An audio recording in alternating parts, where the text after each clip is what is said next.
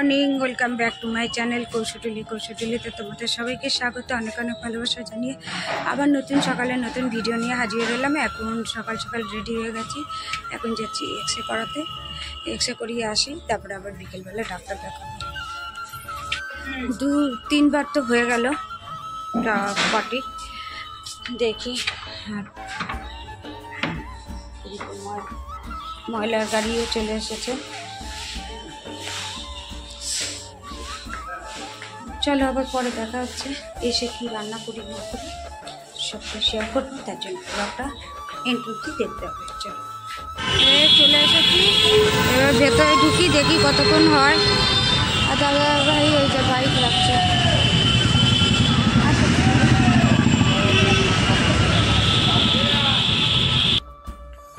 আরবিতে এসে গেছি, এবার আমি দিদিভাই বসে আছি, মানে বিল রেডি হয়ে গেছে, এবার এক্সরে হবে। এক্সরে হলেই আমাদের ছুটি।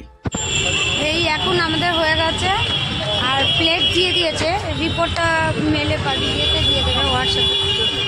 আর এখন একটু চা খেয়ে নিচ্ছি। এতবার পটি করেছি, পেট পুরো খালি। দাদাভাইকে বললাম আগে বেরিয়ে আমি চা খাবো, চা খাচ্ছি। আর ছেলে ওইদিকে ভাত খেয়ে চলে গেছে স্কুলে। আর গিয়ে দেখি কি করতে পারি। ঠাকুরগাছি থেকে একটু এগিয়ে আসলাম, এই দোকানটা আসলাম, একটু পরোটা নেব। তা প্রথমে দেখে গেলাম যে সাইডে সাইডে পরোটাগুলো, আমি ওই জন্যই আরও ঢুকলাম। তারপরে এখন দেখছি যে একদম সাদা তেলে ভেজে দিচ্ছে।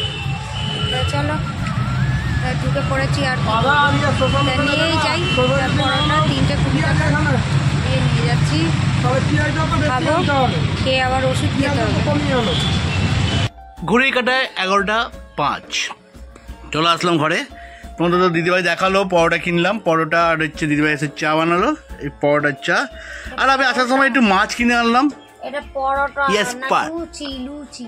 এটা পরোটা। হ্যাঁ বললাম, আমি দিদিভাইকে বললাম চলো কাপ কচুরি খাই। না আমি পরোটা খাবো, পরোটা খাওয়াবো পরোটা। এটাকে আমি ভাবলাম যে অল্প তেলে সেঁকে সেঁকে দেবেন। অল্প তেল খাও, অল্প তেলে। আর এদিকে হচ্ছে আমি আসার সময় একটুখানি কি আনলাম, চারা মাছ আনলাম। একটু চারা মাছের ঝোল বলেছি করতে, চারা মাছের ঝোল আর ভাত খাবো। তো দেখো কেমন সাম্বার। আর রিপোর্ট দিয়েছে রাত্রে, এবার দিদিভাই একটু শম্ভুকে ফোন করে নেবে, ডাক্তার কখন আসবে না জেনে।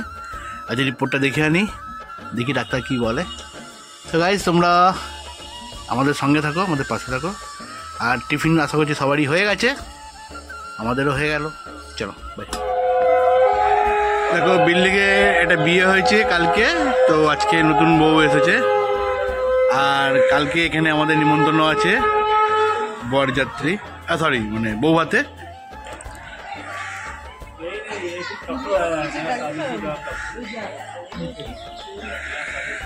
এই আসছে এখন নতুন বউ।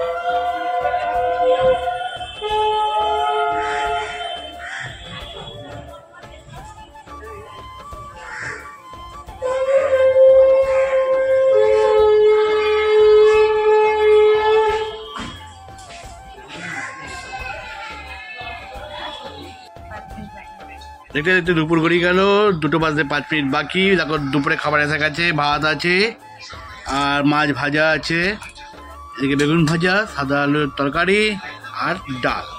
এই হচ্ছে আজকে আমাদের দুপুরে ছিমছাম খাবার। এখন দুপুরে খাবার দাবার খেয়ে বিকেলে যাবো দিদিভাইকে নিয়ে ডাক্তার কাছে দেখাতে। রিপোর্টে কী আছে না আছে ডাক্তারবাবু দেখলে বুঝতে পারবে, কারণ আমাদের এক্সরে প্লেট দিয়েছে, আর রিটেনটা এখন বিকেলবেলা দেবে।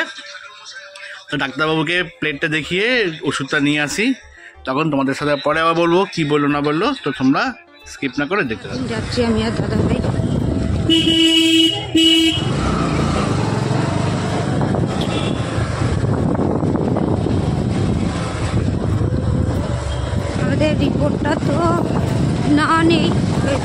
দেখাবো, রিপোর্টটা তো সন্ধ্যেবেলা দেবে। চলো দেখি ডাক্তার কি বলছে। আর এইগুলো সব ভর্তি ছিল, আর আজকে সব ফাঁকা। মাথার মধ্যে একটা টং করে কিছু লাগলো। আর এবার বসে আছি, এখনো যে নাম দেখে সেও আসেনি, আরো দুজন এসেছে না, ও তো বন্ধুর কাছে আমাদের বলা।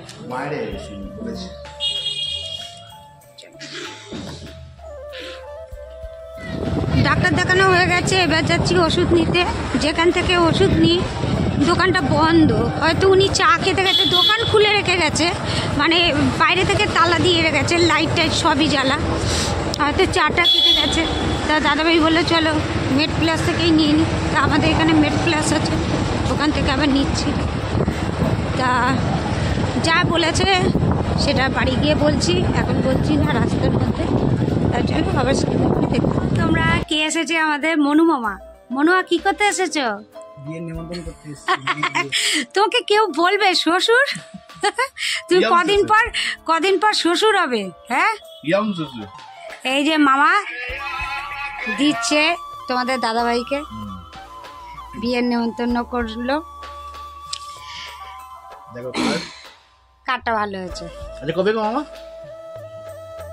13ই ফাল্গুন 26শে ফেব্রুয়ারি সোমবার বিয়ে আছে। বিয়েটা আছে সে বোদরা, আমাদের দেশে ঘটপুকুর। থেকে ওখান থেকে। আর যদি আমরা ট্রেনে যাই সোনাপুরে যাবে, সোনাপুর নেমে, সোনাপুর থেকে নেমে বাঁ দিকে চলে যাবে, সামনের দিকে উঠবে, হ্যাঁ উঠে নির্মলদার দোকানের দিকে যাবে, ওখান থেকে বাস বাঁ দিকে একটা বাস আছে, একটাই বাস স্ট্যান্ড আছে, ওখানে বাসে উঠবে, গিয়ে বোধহয় গিয়ে নামবে। একটাই বাস যায়? একটাই বাস, মানে ওখান থেকে ডাইরেক্ট বোদরা। ওটা সেই যাচ্ছে ঘটপুকুর, কিন্তু বোধহয় নেমে যাবে, ওখান থেকে এবার ফোন করলে চলে যাবে। আর বাইকে গেলে হচ্ছে সায়েন্স সিটি দিয়ে হয়ে যাবে। সায়েন্স সিটি দিয়ে কোথায় যাবো? পুরো ঘটপুকুর যাবো, ঘটপুকুর থেকে ঘটপুকুর দিয়ে গিয়ে ডান দিকে টার্ন নেবে, ডান দিকে গিয়ে ডান দিকে ওই রাস্তা ধরেই সোজা চলে যাবে, গিয়ে বোদরা। বোধহয় বাস স্ট্যান্ড থেকে গিয়ে বলে বাজারের দিকে যেতে গেলেই কিছুটা। দুটোই জেনে রাখলাম, দেখি কোনটা তোমার মানে ভাগ্নি যেমন অবস্থা বুঝে শুনে যেতে হবে, কোনটা সুবিধা হবে। তার মধ্যে ট্রেনে তো বেশি ভিড়, তোমাদের ওই লাইনে যা ভিড় হয়, ওটা খুব মুশকিল। ওই লাইনটা সোনাপুর লাইনে মামাটাকে তোমরা আগেও দেখেছো, আমার মামাতো বোনের বাড়ি, কিন্তু এই মামাটা হচ্ছে আমার বড় মামির ভাই, নিজের ভাই। তা আমাদের সাথে এতটাই বন্ধুর মতো মেশে, কে ভাগ্নি কে মামা বোঝা মুশকিল। তা বড় মামার যখন বিয়ে হয়েছিল, মামা তখন এত ছোট ছিল, আর আমরা তো আরো ছোট ছোট। সেই থেকে মামার সাথে মানে ফ্যামিলি ভাবেই মেশা। আর মামা থাকে এখন বোদরায়, মানে বোদরাত অনেকে নাম শুনেছো, অনেকে আবার শোনোনি।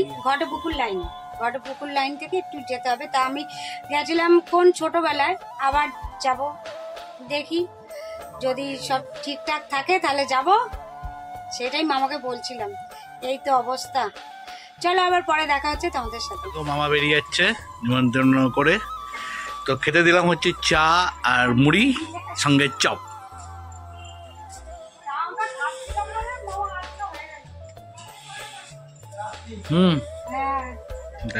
যাওয়া হয় কিনা এখন দেখি, কোনো ঠিক নেই। 10টা বাজে, আমাদের রাতের খাবার এসে গেছে। রাতের খাবারে আজকে আছে আমাদের কি, রুটি, পেঁয়াজকলি আলু ভাজা, ডিমের অমলেট, ছেলেরও তাই, আর সঙ্গে রসগোল্লা।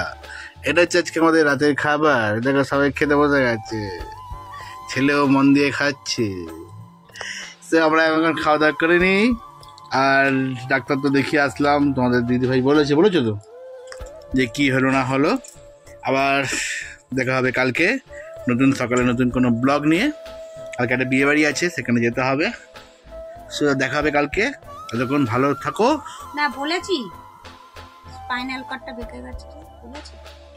দিদিভাই স্পাইনাল কর্ড বেঁকে গেছে, সেজন্য কাল থেকে ওর ফিজিও শুরু হবে 2 সপ্তাহের জন্য।